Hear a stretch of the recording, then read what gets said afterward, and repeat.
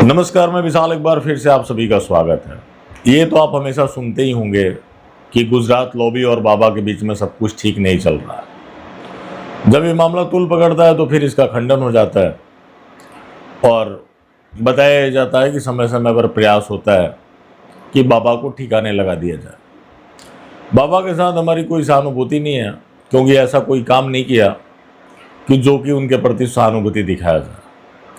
लेकिन खबर है तो बतानी पड़ेगी कि आखिर चल क्या रहा है और किस स्तर पे चल रहा है।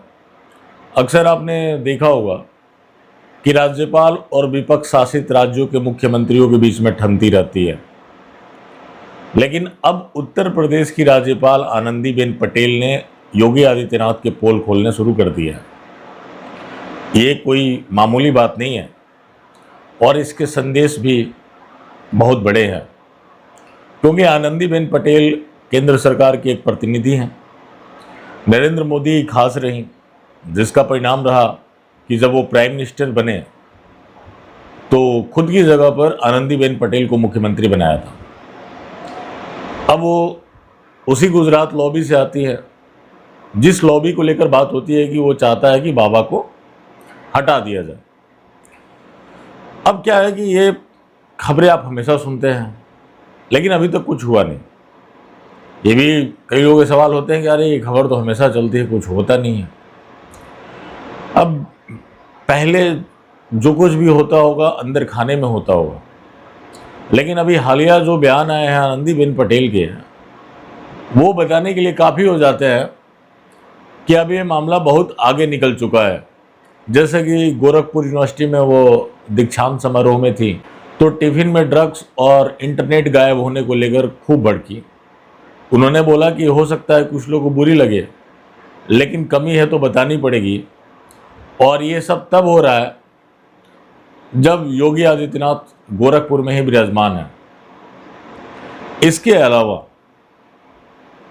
जो लखनऊ में घुमक्कड़ प्रजाति है, उनको पट्टा नहीं मिला, उसको लेकर भी बताया कि गुजरात में हमने 100% पट्टा दे दिया था, लेकिन वहाँ पर लोगों को पट्टा नहीं मिला।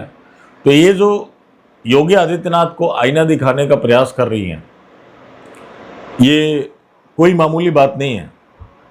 इससे पहले आपने नहीं सुना होगा कि ऐसे कोई राज्यपाल बीजेपी शासित राज्यों के मुख्यमंत्रियों को आईना दिखाने का काम कर रहा हो।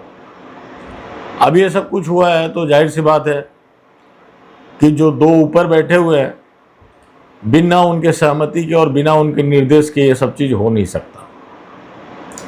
बेशक योगी आदित्यनाथ, जैसा कि आप जानते हैं, उनकी जो भी छवि थी वो मोदी को खुश करने में ही अपनी ख़त्म कर ली, और अभी भी वो लगे पड़े हैं कि माननीय प्रधानमंत्री यशस्वी जी के नेतृत्व में, उनके मार्गदर्शन में ये सब काम संपन्न हो रहा है।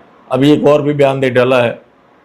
अब वो बयान दे रहे हैं कि कांग्रेस के राज में झंडा फहराने के लिए संघर्ष करना पड़ता था और मोदी जी ने लोगों को झंडा फहराने का एक तरीके से अधिकार दे दिया। आप बताइए, ठीक है, योगी आदित्यनाथ आरएसएस बैकग्राउंड से नहीं है, लेकिन संघी होने के लिए ज़रूरी नहीं है कि आप शाखा जाएं। और भारतीय जनता पार्टी किससे अलाइन है ये भी बताने की ज़रूरत नहीं है। और संघ का कोई बड़ा पदाधिकारी उत्तर प्रदेश प्रवास पे जाए तो भाजपा के लोग उसकी खातिरदारी नहीं करेंगे, ये भी संभव नहीं है। ये भी सबको पता है कि सब कुछ चला कौन रहा है। ये भी सभी जानते हैं कि चुनाव में कौन घर घर जाकर भारतीय जनता पार्टी के लिए माहौल बनाता है। तो मैं योगी आदित्यनाथ से पूछना चाहता हूँ कि योगी आदित्यनाथ ये बताएं कि संघ ने 52 साल तक झंडा क्यों नहीं फहराया। 2002 में लोगों ने प्रयास किए थे तो उनके खिलाफ एफआईआर भी दर्ज हुआ था। तो जिस संगठन के लोग झंडा ना फहराते हों और आज वो झंडा की बात कर रहे हैं, बड़ा हास्यास्पद लगता है। अब जो बात है कि क्या अब उनका झोला उठ जाएगा, अब ये कोई संकेत नॉर्मल तो नहीं है। नरेंद्र मोदी के राजनीतिक जीवन की बात करें तो उन्होंने हमेशा जनाधार वाले नेताओं को निपटाया ही है, क्योंकि उन्हें कंपटीशन किसी भी तरीके का पसंद नहीं है। गुजरात से शुरू हुआ था, जैसे बहुत लंबी फहरिस्त है वहाँ पे, जैसे कि आपको केशुभाई पटेल को जानते होंगे आप, शंकर सिंह बाघेला, इसके अलावा गोवर्धन झड़ाफिया और भी कई नाम हैं। मतलब जो स्टेट यूनिट में जो लोग प्रभावशाली थे उन सभी को निपटा दिया गया, किसी का टिकट काट कर तो किसी का अनदेखी करके। वही चीज़ हुआ केंद्र में भी आने के बाद। कई इनके नेता थे जो इनके अधीन उस तरीके से नतमस्तक नहीं हो सकते थे, उन सबको ठिकाने लगा दिया गया।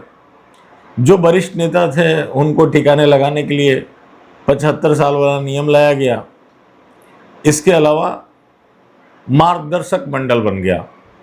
मार्गदर्शक मंडल में आडवाणी जी रहे, मुरली मनोहर जोशी हो गए, उसके अलावा अटल बिहारी वाजपेयी, खैर अटल बिहारी वाजपेयी अस्वस्थ थे, राजनाथ सिंह और नरेंद्र मोदी।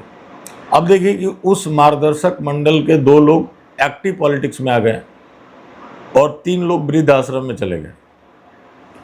अब जब आप स्टेट की बात करेंगे, शिवराज सिंह चौहान का अपना एक जनाधार था। शिवराज सिंह चौहान के नाम पर चुनाव लड़ा गया। चुनाव बाद एक कल्चर आया कि अब पर्ची से मुख्यमंत्री बनेंगे, और जो जनाधार वाले लोग थे उन्हीं से पर्ची निकलवाया गया। मतलब ऐसा ही हो गया कि एक प्रेमी अपने प्रेमिका का हाथ दूसरों को पकड़ा रहा है। आप छत्तीसगढ़ में देख लीजिए, रमन सिंह काफ़ी प्रभावशाली थे, उनको भी एक तरीके से ठिकाने लगा दिया गया। ठिकाने लगा देने का मतलब ये नहीं होता कि पूरी तरीके से हटा देना। अब जैसे उनको स्पीकर शायद बनाया है, शिवराज सिंह चौहान भी मतलब ठंडे बस्ते में ही थे, लेकिन उनको लेकर विरोध काफ़ी होने लगा और इन्हें लगा कि काफ़ी डैमेज हो जाएगा, तो उनको केंद्र में लाकर मिनिस्टर बना दिया गया। वैसे ही आप राजस्थान में देख लीजिए, वसुंधरा राजे सिंधिया, उनको भी ठिकाने लगा दिया गया, लेकिन पर्ची उन्हीं से निकलवाया गया। अब इनमें बचे हैं एक योगी आदित्यनाथ, जिनसे मतलब कड़वाहट की खबरें आती रहती है, क्योंकि बाकी सब तो सेट कर दिए गए हैं और पर्ची वाले लोग पर्ची के आधार पर ही काम कर रहे हैं। योगी बाकियों की तुलना में ज़्यादा खुशामदी करते हैं, लेकिन बताया जा रहा है कि साहब की जो नज़र है वो हमेशा इनके ऊपर टेढ़ी होती है। देखिए अब कौन लॉबी किसको निपटाता है। हालांकि कायदे से देखा जाए तो झोला उठाने का समय तो खैर दोनों का ही आ चुका है। चले अभी के लिए बस यहीं तक, आगे फिर मिलते हैं। धन्यवाद।